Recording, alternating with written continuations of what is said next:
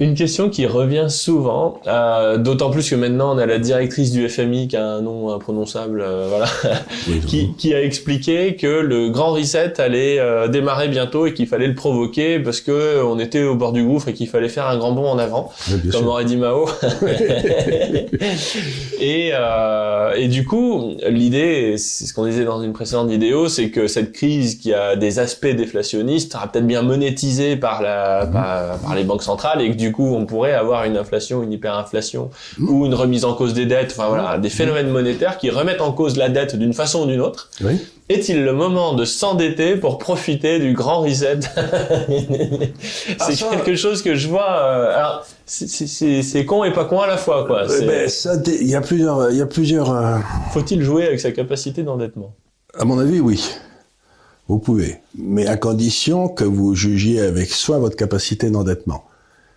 Je veux dire par là, si vous travaillez dans une entreprise du secteur privé,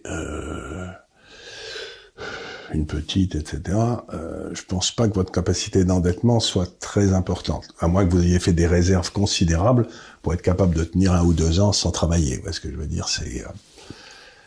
Si vous avez des actifs déjà, je crois que donner un petit peu de levier à vos actifs est pas idiot. Par exemple, vous êtes dans les locaux de l'Institut des Libertés. Il y a à peu près 1 an et demi, j'ai fait des calculs. Comme seul je sais les faire. Je me suis rendu compte que si j'empruntais pour acheter des bureaux qui me plaisaient, ça serait moins cher que de rester dans les bureaux dégueulasses dans lesquels j'étais avant. Vous voyez ce que je veux dire? Comme j'avais quelques actifs qui traînaient ici, j'ai donné ces actifs en garantie à ma banque, j'ai emprunté de l'argent et j'ai acheté des bureaux qui me plaisent beaucoup. Et ça me coûte moins cher de rembourser la banque que de payer le loyer du bureau précédent. Donc ça me paraît pas sot. Vous voyez ce que je veux dire? Mes actifs, c'est plutôt des actions en Asie. Curieusement. Et je m'endette pour acheter des bureaux en France. Et donc je me dis, la dette, elle risque pas de monter. Le taux d'intérêt? Le taux d'intérêt, il est fixé sur 10 ans. Je paye 1,5% par an, c'est pas la fin du monde. Et puis les bureaux, peut-être je rembourserai en francs français, quoi. Qu'est-ce que je veux dire, Faisons un point d'étape très pratico-pratique. Comme je vous l'explique depuis quelques mois, la situation économique du pays est très mauvaise. C'est pour cette raison que les taux d'intérêt sont anormalement bas. Depuis, on m'a souvent posé la question suivante. Faut-il s'endetter pour en profiter? Cette question appelle 2 observations. Très directement, on peut profiter de ces fameux taux bas, car le crédit n'est pas cher. Reste à se mettre à l'écart des bulles d'actifs, car, comme le dit l'adage, lorsque le prix de l'argent n'est pas cher, tout est cher. En ce qui concerne l'immobilier, j'ai déjà fait plusieurs vidéos pour vous expliquer que vendre la ville et acheter la campagne n'est pas forcément quelque chose d'idiot. Par campagne, j'entends également les villes de province de taille moyenne. Je l'ai fait, et je peux vous dire que je ne regrette pas. Ensuite, il y a une deuxième dimension à prendre en compte lorsque l'on parle de s'endetter. Le risque d'inflation ou de déflation. J'en ai également beaucoup parlé car c'est un sujet crucial sur lequel j'ai beaucoup travaillé. La crise que nous vivons est par nature déflationniste, mais comme les banques centrales ne veulent pas la déflation, elles injectent de l'argent massivement à tout va, ce qui renvoie immédiatement vers une crise à l'issue inflationniste. La mort par la noyade sous les liquidités en quelque sorte. Suite à la crise du Covid, je pense que cet arbitrage entre déflation et inflation a été unanimement tranché en Europe et aux États-Unis. Donc, vous endetter intelligemment aujourd'hui vous permet de ne pas payer beaucoup d'intérêts et de vous mettre en bonne position pour que votre dette sur 25 ans soit effacée par l'inflation, comme ce fut le cas pour ceux qui ont acheté leur maison à la fin des années 60. Reste à savoir comment s'endetter intelligemment puisqu'une dette appelle des remboursements mensuels. J'expérimente par moi-même plusieurs mécanismes depuis près d'1 année maintenant et je ferai un dossier spécial dans ma lettre d'investissement ce mois-ci que je co-rédige avec Guillaume Rouvier et avec la participation de Charles Gave. Vous pouvez vous abonner en cliquant sur la fiche qui apparaît en haut à droite de l'écran ou via les liens dans la description. En gros, voici les grandes lignes. Première solution. Pour vous endetter intelligemment, il faut asseoir cette dette sur des revenus qui ne risquent pas de souffrir lors de la crise qui s'annonce. Par exemple, comme le dit Charles, si vous avez des biens immobiliers que vous louez, vous pouvez substituer un remboursement de prêt à ces loyers en achetant un local équivalent. Cela peut être votre logement ou alors votre lieu de travail si vous êtes libéral. Deuxième solution. Si vous possédez des biens immobiliers que vous avez déjà amortis, vous pouvez les revendre en faisant un prêt. Ce prêt peut être consenti par votre banque sous peine de le justifier. Cela peut être pour des raisons matrimoniales si vous adaptez votre contrat de mariage, ou alors si vous revendez ces biens à une société que vous possédez. Je vous expliquerai ce type de montage que j'ai déjà réalisé par moi-même. Par contre, si vous êtes salarié du privé ou libéral, alors la crise que nous vivons vous mettra peut-être au chômage. Donc, une fois le prêt réalisé, vous vous retrouverez avec un portefeuille financier à gérer. Dans ce cas, il est essentiel de garder l'argent issu du prêt et de le sécuriser hors du système bancaire. C'est exactement ce que je fais dans ma lettre d'investissement. Je vous explique quel type de banque choisir et quels actifs peuvent conserver la valeur. Votre objectif devient de conserver et non de gagner. C'est la perte de valeur de la monnaie qui fera votre plus-value dans le temps sur votre emprunt. Troisième solution, l'achat à l'étranger dans une économie plus forte que la nôtre. Dans ce cas, vous pouvez parier sur la disparition de l'euro et la dévaluation du futur franc par rapport à cette autre monnaie qui s'en suivra automatiquement. Même si l'euro persiste, vous pouvez partir du principe que l'écart va se creuser par rapport à ces économies plus fortes. Je vous donnerai dans ma lettre la liste des pays proches de la France sur lesquels on peut faire ce type de pari sans prendre trop de risques. Attention, il y a des pièges. Quatrième solution, échapper les bulles immobilières. Si vous partez sur l'idée que la monnaie va être dévaluée par l'inflation et que les taux d'intérêt finiront par remonter, alors il n'est pas idiot de vouloir vendre les zones de bulles aujourd'hui pour acheter dans des zones qui sont à leur juste prix. Dans mon dossier de ce mois, je vous donnerai les indicateurs nécessaires pour savoir si vous êtes ou non dans une zone sous bulle immobilière.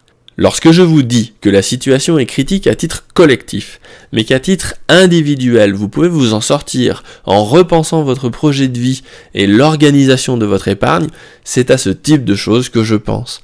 D'ailleurs, pour ceux que cela peut intéresser, je suis en cours d'écriture d'une formation sur l'investissement immobilier pour faire de l'investissement locatif intelligemment en temps de crise, ce qui va être très différent des 40 dernières années que nous avons connues. Et surtout, l'objectif sera d'échapper à tous les vendeurs de rêves qui vous expliquent qu'on peut devenir riche grâce à l'immobilier et gagner sa fameuse liberté financière. Il y a des belles choses à faire avec l'immobilier, mais incontestablement, devenir riche instantanément sans prendre de risques avec l'immobilier, non.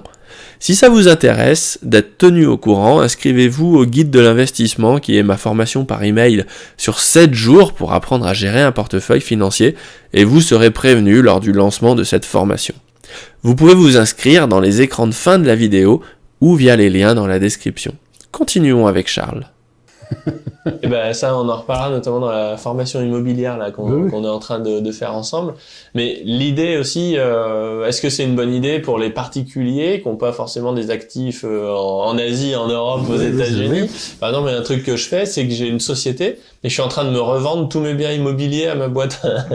Tous les biens qui sont amortis, mais je me les revends à, j'appelle mon banquier, je dis voilà, il me faut 100 000, 200 000, 300 000. Et je vends mes actifs à ma société, à chaque fois je fais des prêts, ils me donnent de l'argent, et c'est toujours à moi. Et je me dis, comme les taux sont à 1%, s'ils baissent à 0, j'aurais pas une larme, de 1 à 0, ça va pas me coûter. Par contre, si jamais les taux s'envolent ou si la monnaie est détruite, j'aurais acheté autre chose là, bien avant. Voilà, c'est toujours la même chose, si vous voulez. Les banques centrales sont en train de vous dire, à chaque fois qu'elles ouvrent le bec, qu'elles veulent faire baisser la valeur de la monnaie. Soit contre la valeur des actions, soit de toutes les façons possibles, elles veulent. Donc, comme vous êtes comme je suis sûr que tous vos lecteurs ont été d'excellents élèves, si le professeur vous dit de faire quelque chose, vous le faites. Faut pas. Là, ils sont en train de vous dire la monnaie, on va s'assurer qu'elle vaut rien, mais ça veut dire que quand vous rembourserez, ça vaudra beaucoup moins, quoi. Non? Bah, c'est ce que je me dis. Ça me paraît pas énorme comme risque. Pour ça que j'avais expliqué à ma femme que on allait séparer les biens pour que je puisse lui racheter ce qu'on avait déjà. Oui. Vous voyez, comme ça vous faites. Enfin, il y a plein de moyens en fait de faire de la dette débile. Oui, Ce que j'appelle. Mais je me dis au bout d'un moment, ça, voilà, ils vont peut-être. S'ils font tout péter, peut-être que ça pètera avec. Par contre, les banques, elles garderont toujours cette dette. Le jour où ma banque fait faillite ou ils sauvent le système bancaire, ils vont pas me dire bah votre dette a disparu. C'est quoi les leviers qui vont faire? Alors, ce qu'il y a d'amusant, c'est que j'avais des amis quand j'étais à Londres il y a quelques années qui travaillaient à la banque du Koweït, vous savez, c'était dans la City. Et ils avaient tous emprunté des dinars koweïtiens pour acheter leur immobilier à Londres. Et quand Saddam Hussein a envahi le Koweït, ben, le dinar koweïtien est tombé à zéro. Ben, ils étaient très contents. Bah, du coup, ils ont remboursé. Ils ont racheté leur dette tout de suite et ils ont remboursé. Donc, si vous voulez, quand vous avez des banques qui disparaissent et une monnaie qui disparaît, ben quelque part, les débiteurs sont les gagnants, parce que Mais en euros, comment ça se passe? J'achète en euros et j'emprunte en euros. Le jour où, à part l'hyperinflation, je veux dire, ma banque, si elle fait faillite, ma dette, elle sera transférée à la banque d'après. Ils vont pas m'écrire pour si elle est rachetée la banque d'après, mais si personne peut la racheter, ou si elle est nationalisée. Mais imaginez que l'euro disparaisse, hypothèse d'école, bien sûr, parce que c'est un truc qui va durer 2000 ans, mais enfin, imaginez qu'il disparaisse. À ce moment-là, votre dette, à cause d'une loi qui s'appelle la Lex Monetae, précise que la dette dans un pays est toujours libellée dans la monnaie qui a cours légal dans le pays. Donc, si l'euro disparaît, il sera remplacé par un nouveau franc français, et votre dette sera ipso facto transférée dans ce nouveau franc français. Donc, les gens qui vous disent, vous empruntez en euros, vous devrez rembourser en Deutschmark, non. Si vous empruntez en France, vous rembourserez en franc français. De toute façon, c'est pas possible autrement, sinon on coule tout le monde. Ben, évidemment. Si jamais ils faisaient cette conversion... Vous avez vu les pauvres gars qui avaient emprunté en France suisse c'est pas le monde dans le bon sens. Les communautés locales. S'il y a un truc que je peux recommander aux gens qui nous écoutent, c'est ne jamais emprunter en franc suisse, parce que les taux sont bas. Jamais. Oui, c'est le franc suisse, c'est indestructible, quoi. C'est ça. Maintenant, c'est garanti par des Suisses, alors. C'est pas... Ne jamais tomber dans l'erreur d'emprunter dans quelque chose parce que les taux sont bas. Ça peut, s'ils sont normalement bas, il faut se méfier. Il y a un loup. Oui, la Suisse, notamment l'épisode, c'est en 2015 où la Banque nationale suisse avait dit, allez, je garantis un PEG. Ouais. Et puis, en fait, à un moment, elle a lâché, et du jour au lendemain, le franc suisse a gagné 15%, quoi. Ben voilà. Et hop, les gars se retrouvaient, les taux d'intérêt étaient pas aussi bas qu'ils pensaient. Voilà.